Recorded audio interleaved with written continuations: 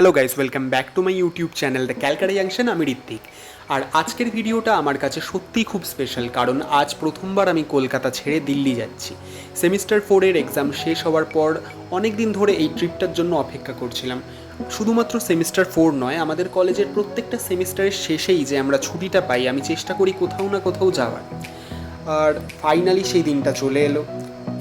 তো ভিডিওতে তোমরা প্রথমেই দেখতে পাচ্ছ ঘর থেকে বেরোনোর আগে সবাইকে বাই করছি, মা, বাবা, কাকিমা, আমার বোন, সবার মুখে একটা এক্সাইটমেন্ট থাকলেও কোথাও যেন একটা আলাদা ইমোশন কাজ করছিল।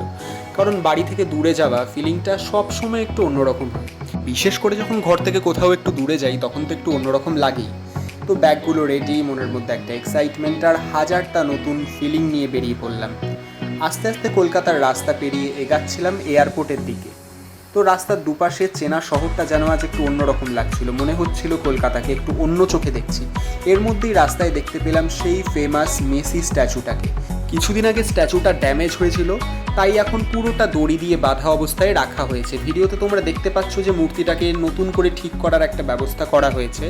শুনলাম খুব শীঘ্রই এটাকে হয়তো ওখান থেকে সরিয়েও নেওয়া হবে। সত্যি বলতে কলকাতার রাস্তায় মেসি স্ট্যাচুটা একটা আলাদা অ্যাট্রাকশান আছে আমাদের কাছে। ওইভাবে দেখে একটু খারাপ লাগলোই, কিন্তু যাই হোক, ধীরে ধীরে তারপর পৌঁছে গেলাম এয়ারপোর্টে। চারিদিকে শুধু মানুষ আর মানুষ। কেউ লাগেজ নিয়ে দৌড়াচ্ছে, কেউ বোর্ডিং পাস চেক করছে, আবার কেউ ফ্যামিলির সাথে লাস্ট মোমেন্টটা এনজয় করছে। আমারও security check, baggage, luggage checking সব কিছু একে একে কমপ্লিট করার ছিল। তাই জন্য দেরি না করে চলে গেলাম একেবারে সরাসরি সিকিউরিটি চেকিং গেটের দিকে। কারণ আমার ফ্লাইট হচ্ছে এয়ার ইন্ডিয়া, আর এয়ার ইন্ডিয়ার একটা সমস্যা হচ্ছে যে প্রত্যেকটা ক্ষেত্রে ওদের ম্যানেজমেন্টের চরম লেভেলের গাফিলতি আছে। তাই জন্য আমার একটা ব্যাড এক্সপিরিয়েন্স আগের আছে, পরে তোমাদেরকে সেটা বলবো। তাই আর লেট না করে আমি সরাসরি চলে গেলাম আমার সিকিউরিটি চেকিংয়ের দিকে। তো hello guys, welcome to my channel the Calcutta junction. আমি ঋত্বিক। আজকে এখন আমি এসে গেছি কলকাতা এয়ারপোর্টে। আমি যাবো এখান থেকে দিল্লিতে। তো এখন বাইরে আর বেশি ভিডিও বানাবো না, কারণ আমরা যাচ্ছি এয়ার ইন্ডিয়ার ফ্লাইটে। আমি যাচ্ছি এয়ার ইন্ডিয়ার ফ্লাইটে। আর এখানে একটা জিনিস আছে যে সামান্যতম লেট হলে এরা ঢুকতে দেয় না, সিকিউরিটি চেকিং ক্লোজ করে দেয়। তো এই বাইরে আর বেশি ভিডিও বানাবো না, এখান থেকে সোজা চলে যাবো এখন ভেতরে। সিকিউরিটি চেকিং কমপ্লিট করে যে বোর্ডিং পাস টাসগুলো নেবো, তারপরে ওখান থেকে গিয়ে পুরো ভিডিওটা বানাবো। তো এখন আর বেশি লেট করে লাভ নেই। এই হচ্ছে বাইরে, এই জাস্ট ক্যাব থেকে এখন নামলাম, এটা হচ্ছে বাইরে।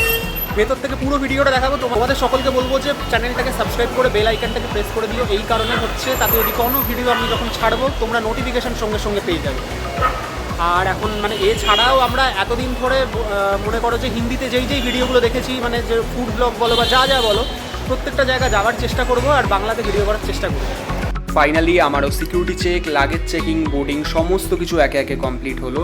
কিন্তু এখানে আমি কোনো ভিডিও এই কারণে করতে পারলাম না, কারণ সিকিউরিটি রিজনের জন্য সিকিউরিটি চেকিংয়ের কোনো ভিডিও ধারণ করা যায় না। ভিডিওতে তোমরা দেখতে পাচ্ছ যে আমি প্রত্যেকটা এয়ারপোর্টের ছোট ছোট মুহূর্ত এখানে ক্যাপচার করার চেষ্টা করছি।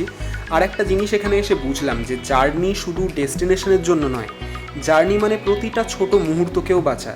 ঘর থেকে বেরোনো, রাস্তার সেই চেনা শহর, এয়ারপোর্টের এক্সাইটমেন্ট, সব কিছু মিলিয়ে এই ব্লগটা আমার কাছেও একটা মেমোরি হয়ে থাকবে। তো বন্ধুরা, এভাবেই শুরু হলো আমার কলকাতা টু দিল্লির জার্নি।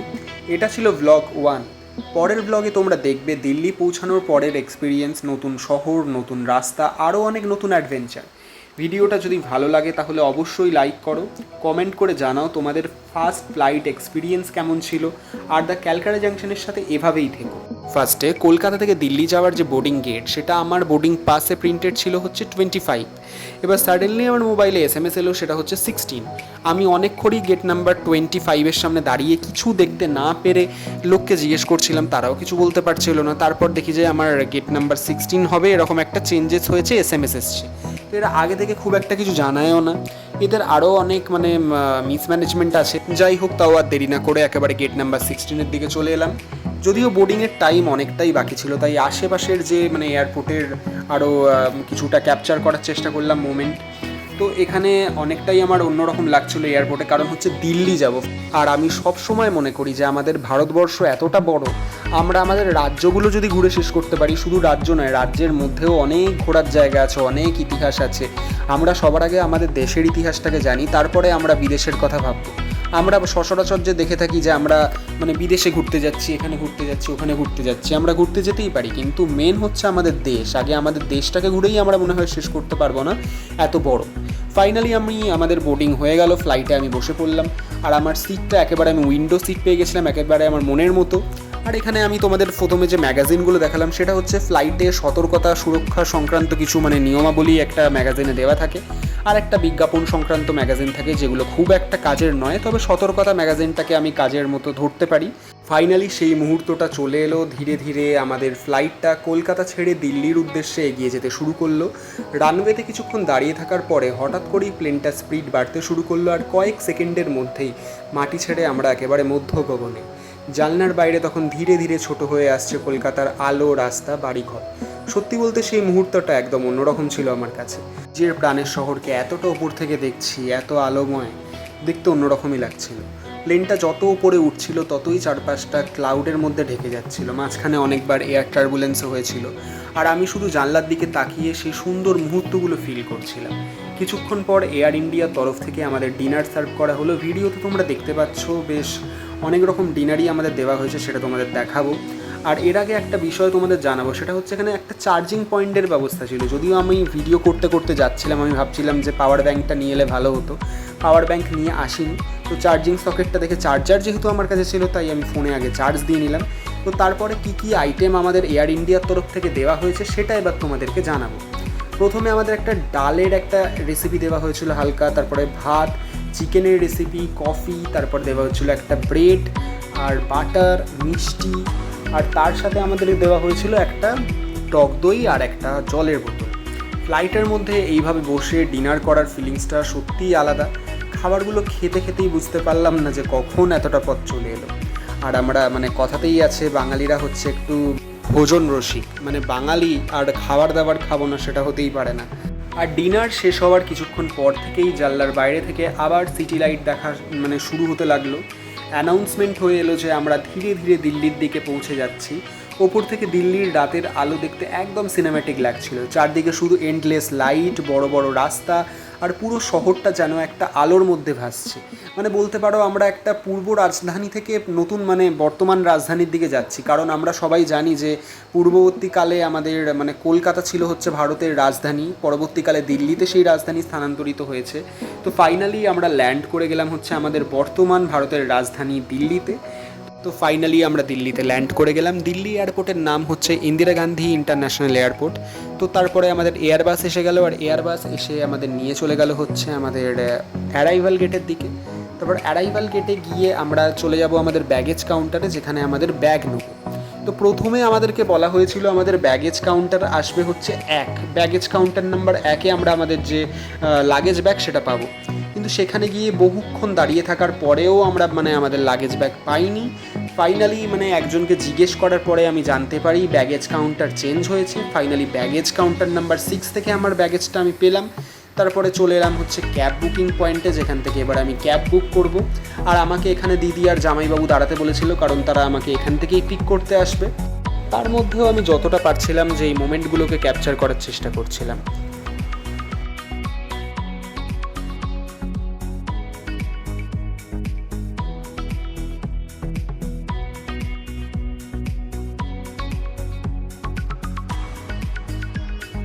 তো ফাইনালি দেখা হয়ে গেল দিদির সাথে। তারপরে দিদি আমাকে বললো যে ক্যাব বুকিং পয়েন্টের দিকে যেতে, কারণ অনেকগুলো ক্যাব বুকিং পয়েন্ট এখানে আছে অনেক কোম্পানির। তো পার্টিকুলার যেই ক্যাব বুকিং পয়েন্টে জামাইবাবু দাঁড়িয়েছিল সেইখানটায় আমি চলে গেলাম, জামাইবাবুর সাথেও দেখা হয়ে গেল। আর আমরা ক্যাব বুক করে ফাইনালি এবার উঠে পড়লাম ক্যাবে। আর কিছুক্ষণ পরেই আমাদের ক্যাব স্টার্ট হয়ে গেল, আর আমরা ক্যামেরাতে ক্যাপচার করতে করতেই পৌঁছে গেলাম দিদির বাড়িতে। আর এখান থেকেই শুরু হতে চলেছে আমার দিল্লির চ্যাপ্টার। সামনে চেষ্টা করব সেই সব ভাইরাল জায়গাগুলোকে এক্সপ্লোর করার, যেগুলো আমরা এতদিন শুধু ইউটিউব শর্টস বা ব্লগে দেখে এসেছি, কিন্তু এবার সব কিছু তোমাদেরকে আমি দেখাবো আমার নিজের মতন করে বাংলায়। প্রত্যেক শহরেরই একটা নিজের অভিনবত্ব আছে। যখন এই রাস্তার ওপর দিয়ে আমরা যাচ্ছিলাম তখন দেখতে পেলাম যে কলকাতার রাস্তা দিল্লির রাস্তার মধ্যে অনেকটাই তফাৎ আছে। যেমন দিল্লির রাস্তাঘাট আমরা দেখতে পেলাম যে বেশ অনেকটা চওড়া, কিন্তু পরিষ্কার বলবো না, কারণ হচ্ছে আমরা জানি যে দিল্লিতে ইতিমধ্যেই পলিউশন লেভেল অনেকটা হাই। তবে দিল্লির কিছু কিছু জায়গায় অনেকটা পরিষ্কার পরিচ্ছন্ন আমরা দেখতে পেয়েছি, সেটা তোমাদেরকেও দেখাবো। কিন্তু আমি এই যে এখন যেই জায়গাটার ওপর দিয়ে যাচ্ছি, ব্রিজটার ওপর দিয়ে, আমি ভেবেছিলাম যে এটা কোনো একটা পচা খাল, কিন্তু পরে আমি জানতে পারলাম যে এটা যমুনা নদী। মানে রীতিমতো একটা পচা গন্ধ ছাড়ছিল। এখনও এখানে মানে অনেকেই অনেক সরকারই বলেছিল যে এটাকে একটা পরিষ্কার করার ব্যবস্থা করা হবে, এখনও পরিষ্কার করা হয়নি। আশা করছি ভবিষ্যতে সরকার এটাকে পরিষ্কার করবে। মানে রীতিমতো যখন এই ব্রিজের ওপর দিয়ে গাড়ি যাচ্ছে যে পুরো একটা পচা ডোবার গন্ধ ছাড়ছে। মানে বলতে খারাপ লাগছে, একটা নদীতে যখন এই লেভেলের গন্ধ ছাড়ছে মানে বোঝাই যায় যে পলিউশনটা কোন লেভেলে হয়েছে। তো ফাইনালি আমরা আস্তে আস্তে এবার পৌঁছে গেলাম হচ্ছে ময়ূরবিহার ফেজ 3, অর্থাৎ আমার দিদির বাড়ি। আমার দিদি এখানেই থাকে। তো এখানে পাশে দেখতে পেলাম যে একটা মন্দিরও আছে, সেই মন্দিরটাও পরবর্তীকালে এক্সপ্লোর করার চেষ্টা করব। তো ফাইনালি এসে গেছি দিল্লি। আর দিল্লিতে এসে এয়ারপোর্ট থেকে একেবারে ক্যাবে করে চলে এসেছি। এই যে এটা হচ্ছে দিদির বাড়ি, ক্যাব এখন ওখানে পার্ক করা আছে। এবার এখানে পাশে একটা আবার মন্দিরও আছে, মন্দিরের নাম হচ্ছে আব্বুজি মহারাজ মাঠ। তো এই মন্দিরটা পরবর্তীকালে দেখাবো। বেশ অনেক দিনের জন্য এখানে এসেছি, 20-25 দিন মতো আছি। প্রত্যেক দিনের ডেলি ব্লগ তোমরা পরের দিন দেখতে পেয়ে যাবে। তো এখন যাব হচ্ছে ভেতরে, গিয়ে কিছু খাবার দাবার খেয়ে নেবো, আর যা লাগেজটাকে জেনেছি সেগুলো ঠিকঠাক করে রাখবো। তো ফাইনালি এটা হচ্ছে আমার খুব একটা কিছু তোমাদের দেখাতে পারলাম না আজকেরটা, শুধু কলকাতা থেকে আসা আর কলকাতা থেকে আসার পরে এই দিল্লিতে জাস্ট এই দিদিদের ঘরে আসা, এটুকু দেখাতে পারলাম।